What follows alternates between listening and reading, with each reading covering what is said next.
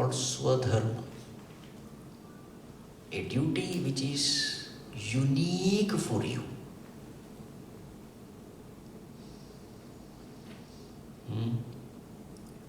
For example, suppose there is a sports person. In sports also there are so many sports. Football, cricket, volleyball, basketball. Suppose this person is into cricket. In cricket also there are so many aspects. A wicket keeper, bowler, batsman. Suppose this person is a bowler. You see, now the dharma is becoming specific. Now in bowler also there is a fast bowler, there is a spin bowler. So he is a spin bowler. Now so many different types of spinning is available. He has developed a particular knack of spinning the ball. So that becomes his swadharma. That doing which I feel fulfilled. That is unique to every individual. In the same way music, in the same way everything, arts, there is something which is specific to me, unique about me, which others cannot imitate. Specific style is there, doing which I feel completely fulfilled. That is called as swadharma.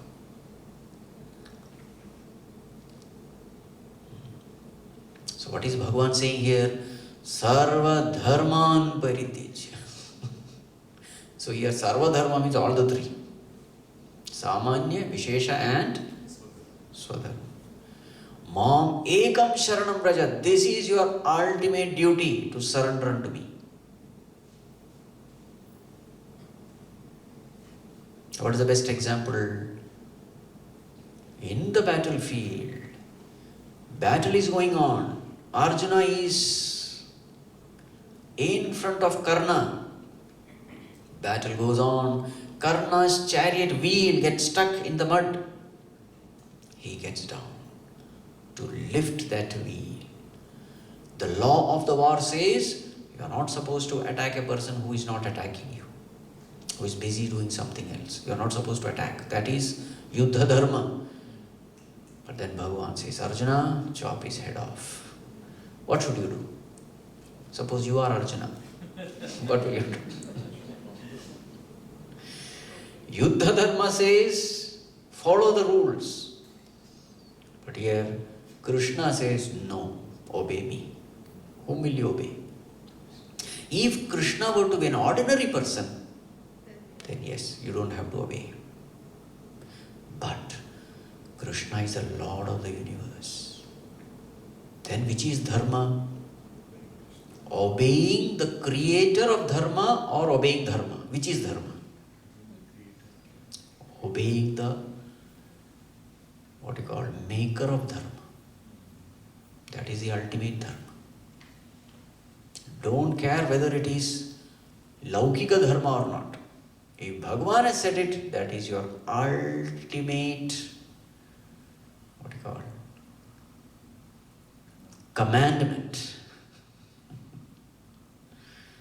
That is why Arjuna is never criticized. Pandavas are never criticized because of this reason, because they just obeyed Bhagavan.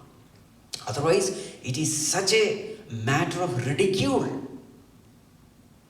Arjuna, what have you done? Shameless fellow. You are such a great warrior. Somebody is lifting the wheel and you killed him. It's a shame. Akirti it will bring. You see. And somebody is sleeping there, going and killing him there. Is this the way? In what way it is different? It's a matter of great shame and ridicule. Just imagine. If Krishna were not to be Bhagavan, then Arjuna would have got that blot in his personality. Coward. That didn't come because Bhagavan said it. Matter is over there. Not one or two, 6 people, 6 great warriors, Pandavas killed. Bhishma was killed that way. Drona was killed that way. Karna, Jayadratha, Duryodhana, Bhurishravas, all of them were killed in this way. Then why is it that we say Pandavas were righteous? We say so because Pandavas just obeyed Bhagavan. This is the reason. They never took that decision by themselves. They were asked to do it by Bhagavan. Therefore it is righteous. Over. You see, sarva-dharmān parityajya mām ekaṁ śaraṇaṁ vraja. Mām ekaṁ śaraṇaṁ vraja means what? Do what I say. Don't care about the world. Don't care about the worldly laws. I am the ultimate law. Obey me. Swamiji, I understand this is the Pandavas. They were always with Bhagavan. What about us? In our case, Bhagavan will not come and say. It would have been very easy. So that voice of conscience is God. You have to just obey that voice of conscience. Who was that? I think Samartha Ramdas. Just before marrying, that Pujari said, Savdhan! He ran away from there. Correct? The moment he heard Savdhan from that Panditji, he just ran away from there. But later on he became a great saint. But Swamiji, that is absolutely wrong. Poor, think of that girl who has come to get married. Right or wrong? Listen to the voice of conscience. If that voice of conscience is saying that, matter is over. That is the whole point. Mām ekaṁ śaraṇaṁ vraja. You have the right to disobey, break all these laws. Matra devo bhava. No need to feel, what you call, you can disobey that. What did Bharata do? Kaikeyi said, my dear son, become the king. He could have said, oh, Matra Devo Bhava, whatever mother says I should do, so I will become the king. No! You see? So with respect to duty, this is the meaning. Listen to the voice of conscience. That alone, that is your highest duty, greatest duty. There is no other greater duty. Samanya dharma, vishesha dharma, swadharma, so many things will be there. But you can bypass everything. But yes, that voice of conscience should be that clear. If the mind is impure, that voice is not clear. You are in confusion. But as you start living this life of obedience, discipline, surrender, mind becomes purer and purer. Then such a pure mind, the voice coming out of such a pure mind also will be very, very clear. Then you can take this decision. Then there won't be any guilt. Even though you are going against all social norms.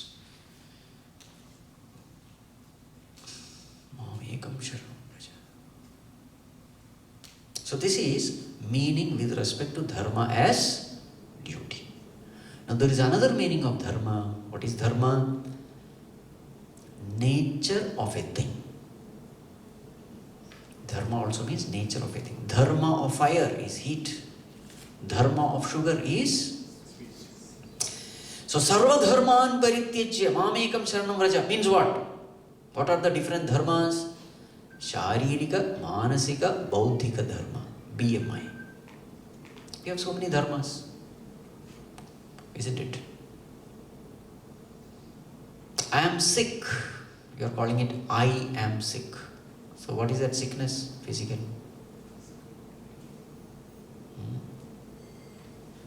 I am sad.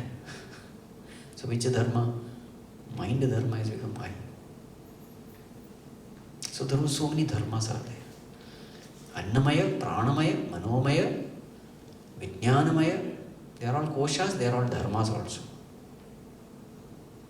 Parityajya. Mām ekaṁ śaraṇaṁ vraja. So here Mām means who? Pure consciousness, the Supreme Self. So shift your attention from your outer personalities to your innermost personality, which is your identity, which is your nature. What is my nature? Pure consciousness is my nature. Supreme Self is my nature. So that is called as Mam Sharanam. Taking refuge means what? Shifting your attention to consciousness, abiding in consciousness is called Sharanam.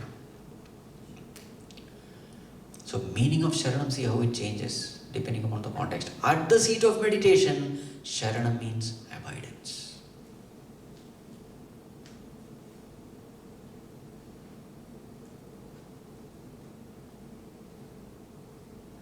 Then what will happen? Ahaṁ sarva-pāpebhyo mokṣayiṣyāmi. I will free you from all papa, limitation, disturbances.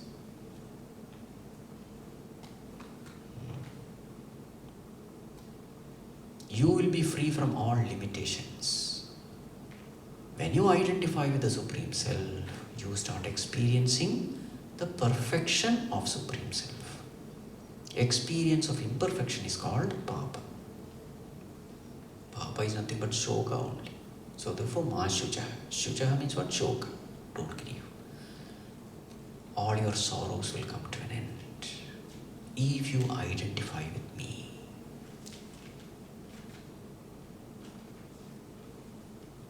Ma śucaḥ.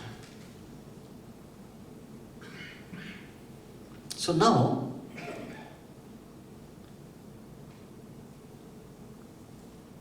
ahaṁ sarva-pāpebhyo mokṣayiṣyāmi ma śucaḥ. You see, there is a papam and that papam leads to shoka. Yes or no? Papa means sin, shoka means sorrow. When you do a sin, you end up sorrowful. So what has to be done? Sadhanam has to be done. Practice. Then what will happen? Sadhanam leads to moksha, freedom. Papam leads to shokam. Sadhanam leads to moksha. 4 terms. Papam, shokam, sadhanam, moksha. Now, these terms are defined differently in different paths. Basically, they are all one and the same. But language will change depending upon which path you are choosing. So we have, broadly we will discuss the 4 paths. What are the paths? The path of knowledge, jnana yoga. Path of bhakti, devotion, bhakti yoga. Path of karma, karma yoga. And raja yoga. Let us discuss this with these 4 yogas. Matter is the same, language is different. That's all. So, jnana yoga. What is the language used? It is the language of knowledge, language of the self. So, what is papam in jnana yoga? Ignorance of self is called papam. It is sin. Ignoring the Supreme Self is sin. What is ignorance? Ignoring is called ignorance. You understand? Generally, ignorance is translated as not knowing. Ignorance actually means ignoring, not paying attention. So what is papam? Ignorance of the self is called papam. What is shokam? Sorrow. Experience of limitation is sorrow. Now I feel that I am this body, mind, intellect. I am limited. That is sorrow, shokam. So there is a papam you do and you end up in shokam. I am this limited being, miserable, confused, deluded, grieving, shokam. What is the sadhanam to be done? Use the language of knowledge, use the language of the self. That is jnana yoga. What is sadhanam? Practice abidance in the self, shifting your attention to the self, gaining the knowledge of the self, that is sadhana.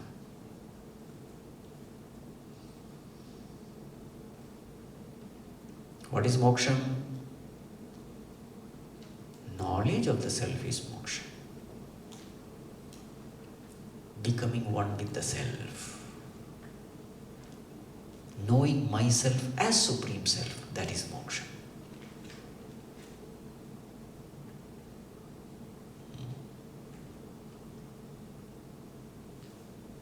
Correct? Now let us use another yoga. What is yoga? Bhakti yoga, let us say. Now define papa. Papa means sin. What is the sin in bhakti yoga? How will you define sin? Forgetfulness of God is sin. Correct? So the language of bhakti is language of love, language of God. These terms should come. Jnana yoga is language of knowledge, language of self. Bhakti is language of love, language of God. Forgetfulness of God is papam. What is śucaḥ? Sorrow. Getting attached to the world. Attachment to the world. Attachment is also nothing but love only, no? Loving the world. Impermanent world. Uncertain world. Getting attached to that impermanent, uncertain world, that itself is śucaḥ. What is sadhana? Remembering God is sadhana. Correct? What is moksha? Merging in God is moksha. They are all different language, but actually they all mean the same thing. Merging in God. Merging in the lotus feet of the Lord. Sayujya mukti. Okay. So that is the language of bhakti yoga. Now language of karma yoga. What is papam? Now it should be the language of action.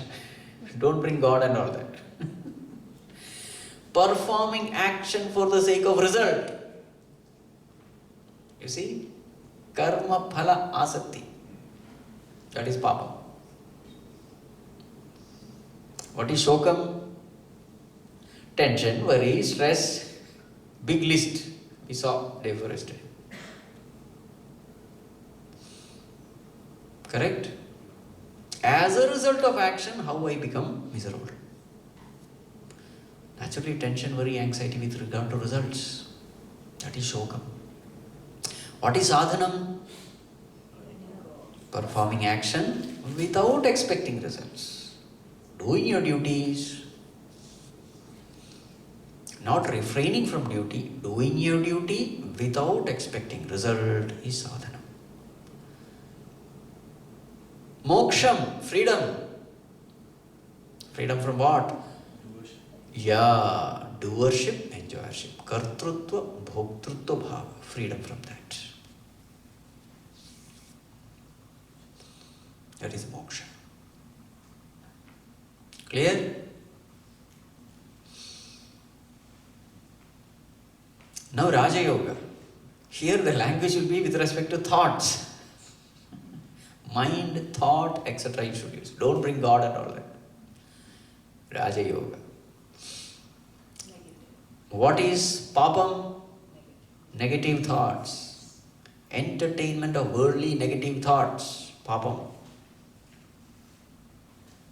Śucaḥ. Disturbance of mind is called śucaḥ. Next one.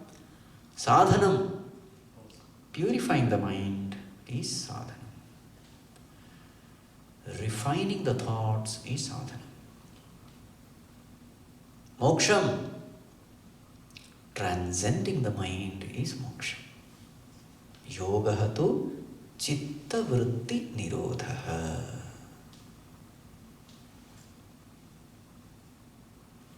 Silencing the mind is moksha. That itself is called transcending the mind, because mind is nothing but flow of thoughts.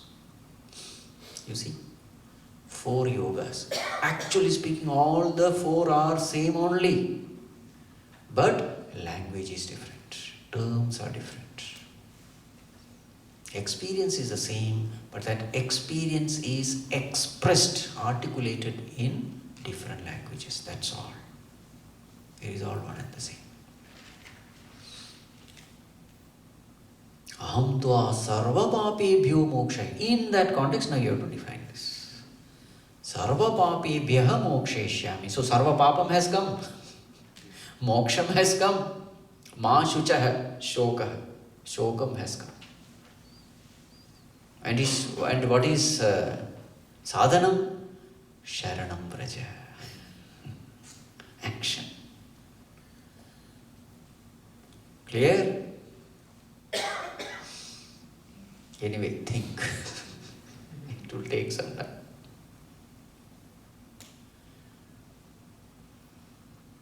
Now, if you see these 5 verses, what is emphasized on first verse? Self-effort. And what is emphasized in the last verse? Surrender. Now, what is the greatest self-effort? Surrender itself is the greatest self-effort. Yes or no? Surrender doesn't mean non-effort. No effort. Surrender also demands effort. In fact, surrender is the greatest effort. But in the beginning, that is not understood. In the beginning, ego is active, so it doesn't understand what is surrender. So, this is our journey actually, from self-effort to self-surrender. This is our journey. In the beginning, ego is fully active. When ego is active, you have to use the language of self-effort. This is how you have to give advice to others also. In the beginning, the person says, which God? I don't believe in God. Yes, I believe in myself, I am there. So what is the advice to be given? Work hard. You alone are your enemy. You alone are your friend. Uttaret.